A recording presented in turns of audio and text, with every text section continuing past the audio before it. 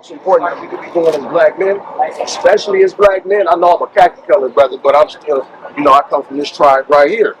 And most likely y'all come from this tribe right here. We got to use our influence to shape the world in God's image.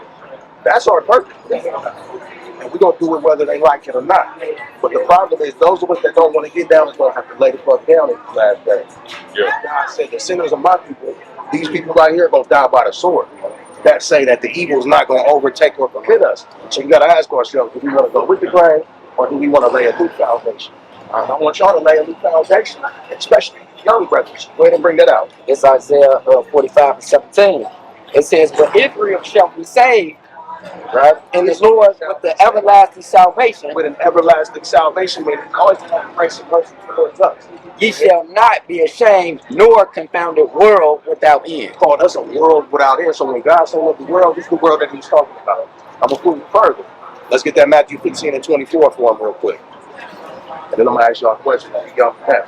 Well, our contact information is right here. It's the most important thing to talk about. It's always going to be turning off the women. It's always going to be turning off the school. But it's not always going to be time to get back to God. You know what I'm saying? We've seen too many t-shirts pressed up in our face. Somebody that died. How many times you had to think to yourself, I just seen it. I just had a conversation. And it's just too late.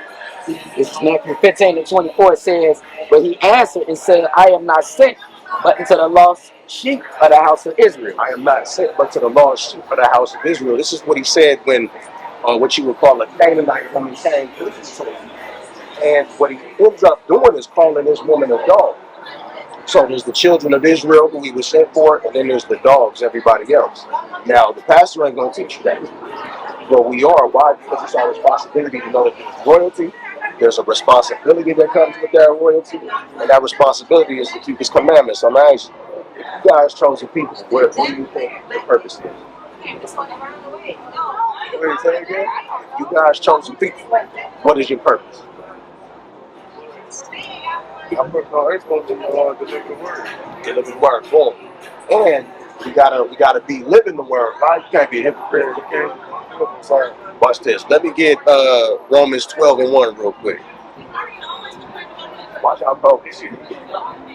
Because we go in the church building and hide the word.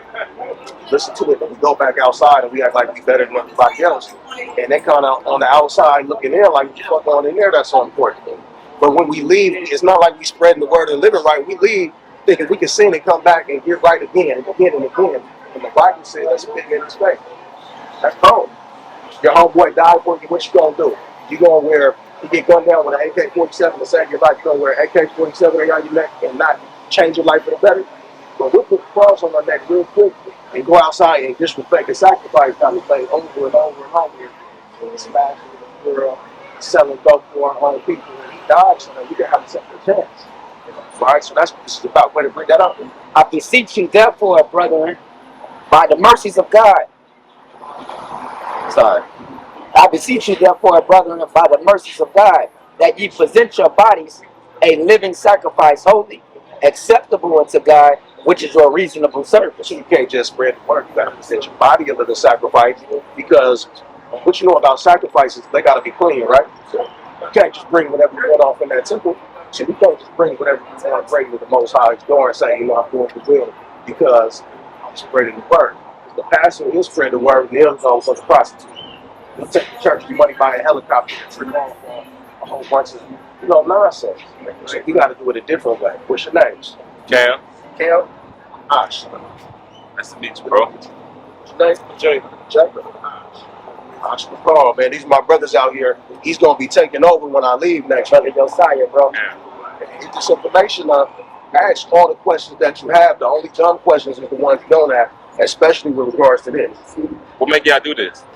The word says so. Like we just read, present your body a living sacrifice. You know what I'm talking about? Get Deuteronomy 30 real quick.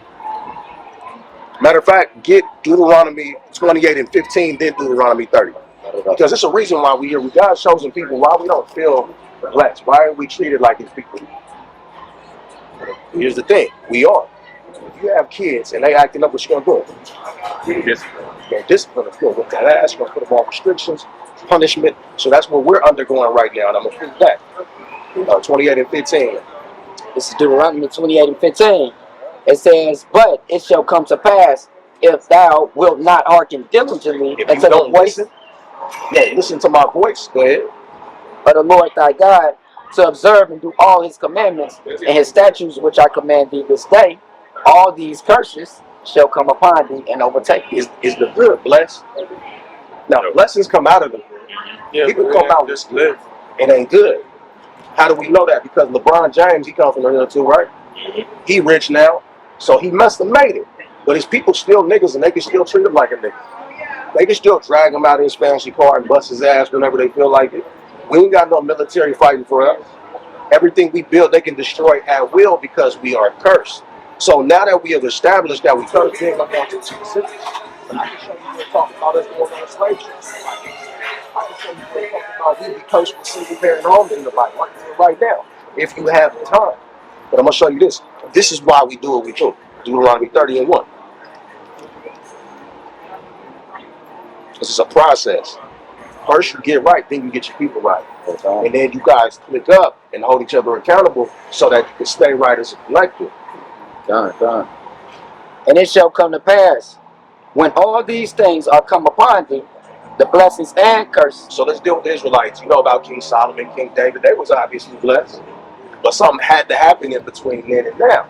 So the blessings have passed. The curses are on us now. After these things have come to pass, what are we supposed to do? Which I have set before thee, and thou call them among, sorry, call them to mind. We're calling them to mind now. Right? I'm pulling you brothers aside and saying things are strange for us. We've done studies in history, prophecy, archaeology, anthropology, and we found that these people come from the 12 tribes of Israel, but they're cursed for some reason. Then we look in the scriptures and read that we be cursed if we fucking up. We can look back and see we was obviously fucking up. When they found us in Africa, we wasn't doing everything the Most High said. We was in Africa because we wasn't doing what the Most High said. We supposed to be in Jerusalem kicking as Jews, where you got come from, right? But we got kicked up out of here by the white man. We got justified from our own lands that our forefathers gave them. So the curses have started. Now that we're identifying that, All the nations, whether the Lord thy God has driven thee, when we and thou call it to mind among all these nations, like America, and shall return to the Lord thy God, and shall obey his voice according to all that I command thee this day. so we first return to God for that he commanded. Go ahead. Thou and thy children, Now we got to teach the children as well. Go ahead. with all thy heart and with all thy soul, that then the Lord thy God will turn thy captivity and have compassion upon thee. Because doing this with diligence and sincerity and causing other brothers to do it, it's going to cause the Most High to reverse these curses. Ain't no more LeBron James being a billion-dollar nigga. He going to be a king again. Ain't no you walking down the street. No, the servant's about to carry you on your back. Watch, prove that. Read down to 7, from 30 and 1 all the way to 7. We're just going to run this up. Yeah, I'm just going to keep on going what I have. Verse 3. That then the Lord thy God will turn thy captivity and have compassion upon thee, and will turn and gather thee Compassion more than anybody else. You know what I'm talking about? from all the nations, whether the Lord thy God hath scattered thee. It don't matter if we in UK, it don't matter if we're in America, Mexico. He gonna take us out of these places and put us up somewhere real nice, someplace that belongs to us. And I'm not talking about Doug Manson or some Tupac shit. I'm talking about the land that was promised to Abraham, Isaac, and Jacob. Nobody can come up in there and tell us how to do things. We gonna run things. Like that's where I get the idea of a conflict from. Verse 4. If any of thine be driven out unto the outermost parts of heaven, from thence will the Lord thy God gather thee, and from thence will he fetch thee. Verse 5. And the Lord thy God will bring thee into the land which thy fathers possessed, and thou shalt possess it. Now that land over there where the people have little bows on their head, right? Those are supposed to be Jews. But the Bible says that what's going to happen is the real Jews are going to be kicked out of their land, and then the fake ones is going to possess it. That's what's going on right now. So, He will do thee good and multiply thee above thy fathers. And the Lord thy God will circumcise thy heart and the heart of thy seed, and love the Lord thy God with all thy heart, with all thy soul, that thou mayest live. Verse 7. And the Lord thy God will put all these curses upon thy enemy, and on them. The curses are going to fall on our enemies. So the people that took our ancestors as slaves, their ancestors, they're going to have to get what we got. And that's just the way it is. We're going to own them. We are going to possess them. We're going to pass them down from generation to generation like they did. But the only thing is, we're going to reform them to where when we have it our way, the whole world is going to flow in righteousness. The world is going to be at peace. That's what the scriptures say. So I'm going to ask you, how bad do you want that for your family, generation that come after you? What are you going to do to get it? We clock in real quick about a ballot that could collapse any day. How we going to show up for the Most High? I just want to hit this real quick. I think this is an excellent point that he had made. This is the King James version. And then this is the Apocrypha.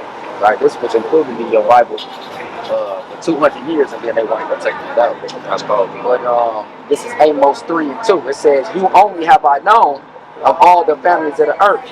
Therefore I will punish you, right, for all your iniquities." So going to my brother's point right here is saying this is the reason why we going into punishment. It ain't about what they do. They can do what they do, and they're not gonna get a punishment. Like, just say, if you got kids, right, and you tell them, "Hey, don't have nobody in my crib with shoes on," right? You come to the crib, floor muddy as hell. You finna punish the children that he came with, or invited to the crib, or your child. Exactly. So that's why they able to do the things they able to do and not get punished.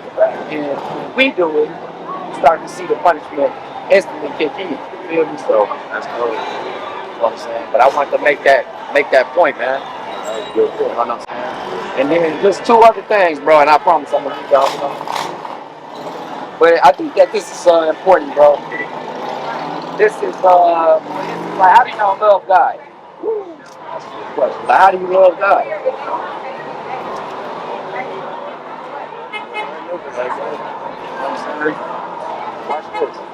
This 1 John 3. No, sorry. 1 John 5:3. Let me start at 2. By this we know we love the children of God, when we love God and keep His commandments. For this is the love of God, that we keep His commandments, and His commandments is not grievous. It ain't just about sin. You know what I'm saying? We got way more commandments. For instance, right?